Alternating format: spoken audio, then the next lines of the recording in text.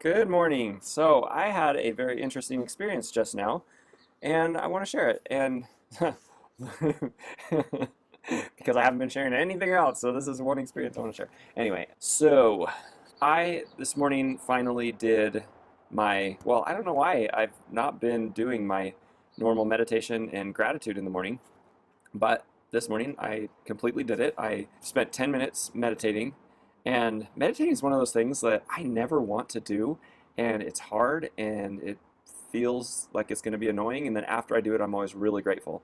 And for some reason, 10 whole minutes of meditating to me just is like, sounds unbearable. It seems so long. So, anyway, meditated, then I set a timer on my phone, literally just pulled out the old phone, set a 5-minute timer, and just started walking, just pacing in my room.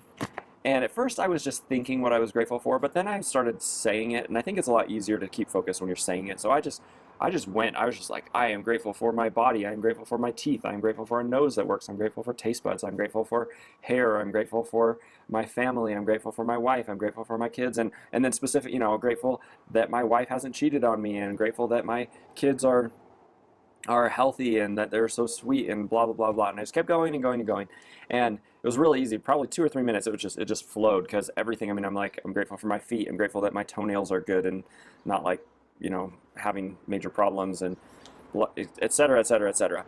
And then I started digging a little bit. But as I'm walking in my room, I'm looking, and I was like, man, I'm grateful for electricity. I'm grateful for computers and cell phones and monitors. And what was the other thing that I said? There's one thing I think that kind of triggered this realization in me. Oh, it was medicine. I was like, oh, I'm so grateful for cold sore medication and LASIK, like laser eye surgery, which I had, and it was awesome. And not the surgery, but the results of the surgery. The surgery, it's a little traumatic, a little traumatizing. Anyway, so all of a sudden, and I was at like 4 minutes and 30 seconds when I got to like some of the medication and the laser stuff and the modern medicine and things, and all of a sudden it just like hit me. It was like all of these things that seem relatively inconsequential have added to my life and to the world in so many ways. And it's like I just felt a lot of meaning, like a lot of gratitude for them, which translated into them being meaningful things. And my mind went to how much work and effort and organization, collaboration of effort, and then like marketing and sales and finance and research and development and mining and all of these things came together, and government and safety and internet transfer of knowledge and all that stuff. It all came together, and suddenly the things that for a lot of my life have seemed not meaningful and not important took on a new level of meaning and really gave me a lot of gratitude for them. And it was I one of my big things is when I'm working at something to earn money for my family, for my life, it's like, oh, I have to do something that's important. I have to do something that's meaningful. And so then I think about what's meaningful, and I have to think about like what's the most meaningful thing, like what's the best possible thing that I can do. And I haven't fully synthesized this, or fully digested and whatever this thought in my head, but it really occurred to me that, man, like the people who were in the lab working on a cold sore remedy, or the people who were wherever they were working on how LASIK works, or the people who are sitting in something making computer monitors or making rubber compounds for tires for cars so that they can go faster and last longer and perform better in water and all that and keep you safer while you're driving, or the people who are developing paints so that, like, I mean, I'm just sitting here right now by these little pillar things that are painted, and so that you can have beautiful outdoor environments but also keep this stuff safe and protected. And you could definitely rank some of these in terms of usefulness and stuff like that.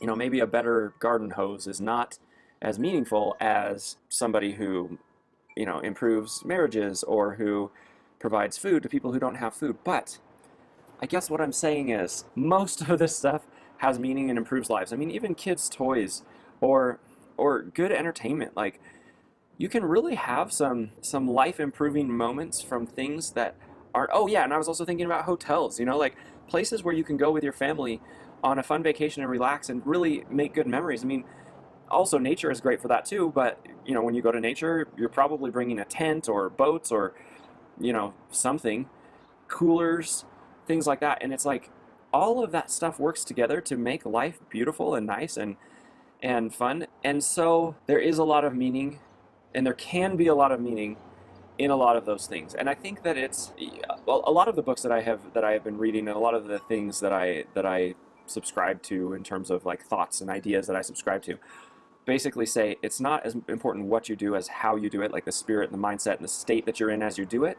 And I really think that that is true. It's like the focus of, I used to work at Intel, and I didn't find a lot of meaning in that work. And there were a lot of things about the conditions of work that weren't good, and the conditions of my own self, my mindset, and my life that weren't good. But the fact of the matter is, Intel provides awesome computing power to the world for not bad prices that really improves our quality of life, our standard of living in so many ways. It's like ridiculous to think.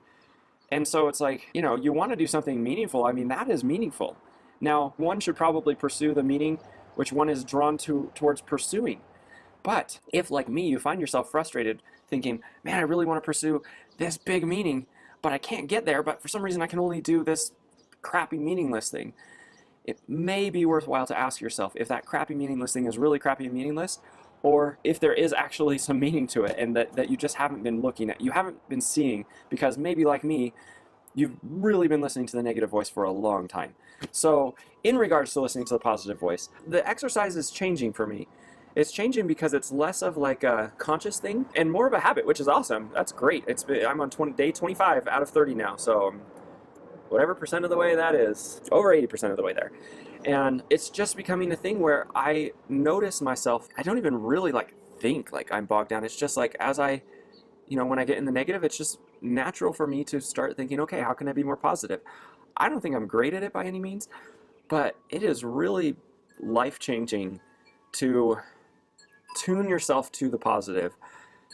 Like, I'm getting choked up about this right now because, okay, there are a lot of reasons why, and I will probably do a good wrapping up video about it, but the quality of your life is really, really determined by the quality of your state and your mindset and everything. And so thinking positively, being attuned to that inner positive voice, that makes a huge difference. So real quick, because this video is already going way longer than I wanted it to, I just wanted to go over a couple of things really fast, because I did add a couple of things. So this is my mind map where I had the rules of my challenge, I had some tips for listening to the positive voice, what causes me to listen to the negative voice, some thoughts about contrast in general. In other words, when you feel negatively, is that a bad thing?